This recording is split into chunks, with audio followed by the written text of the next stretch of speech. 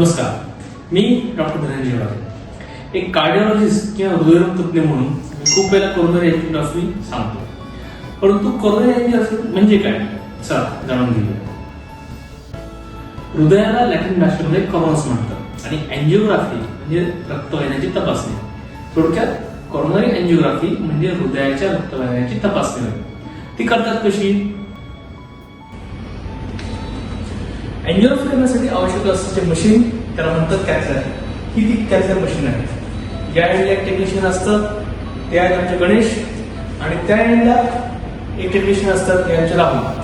हे आम्हाला आमच्या सोबत उभं राहून मदत करतात आणि हे मशीन सगळं या ठिकाणी कंट्रोल करतात. पेशंटला या टेबलवर झोपवलं जातं आणि हृदयाच्या रक्तवाहिन्या या ठिकाणी मॉनिटरवर आपल्याला दिसतात.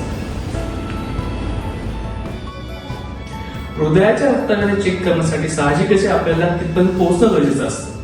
त्यासाठी आपण छोटी प्लास्टिकची नळी, ज्याला आपण म्हणतो रेडियल शीट, जे मनगटाच्या रक्तवाहिन्यांना आत जातं, आणि फिमोरल शीट, जे मांडीच्या रक्तवाहिन्यांना आत जातं. आणि या छोट्या नळ्यांमधनं आपण हे मोठे प्लास्टिकचे कॅथेटर हृदयापर्यंत घेऊन जातो आणि या कॅथेटर्स मधनं आपण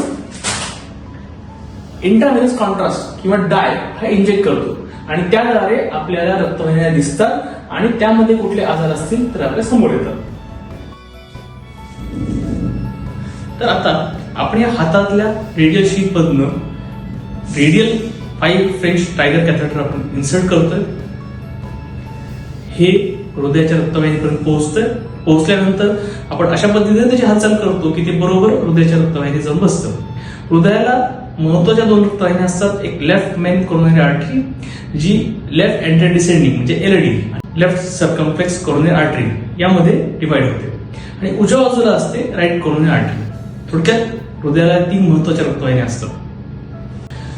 आता एंजिओग्राफी झाल्यानंतर त्याच्यामध्ये काय काय दिसू शकतं, तर बहुतांश वेळेला एंजिओग्राफी पूर्णपणे नॉर्मल असू शकते किंवा त्यामध्ये ब्लॉक असू शकतात, ज्यामुळे पुढे आपल्याला एंजिओप्लास्टीचा बायपास करावं लागू शकतं, किंवा एक रक्तवाहिनीला फुगवटा, ज्याला मी अॅन्युरिझम म्हणतो, ते असू शकतं.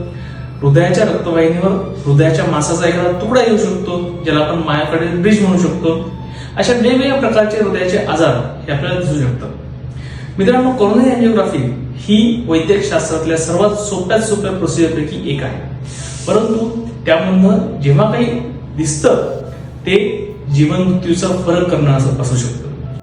म्हणून आपले डॉक्टर जर आपल्याला एंजिओग्राफी सजेस्ट करत असतील तर निश्चिंत मनाने एंजिओग्राफी करून घ्यावी.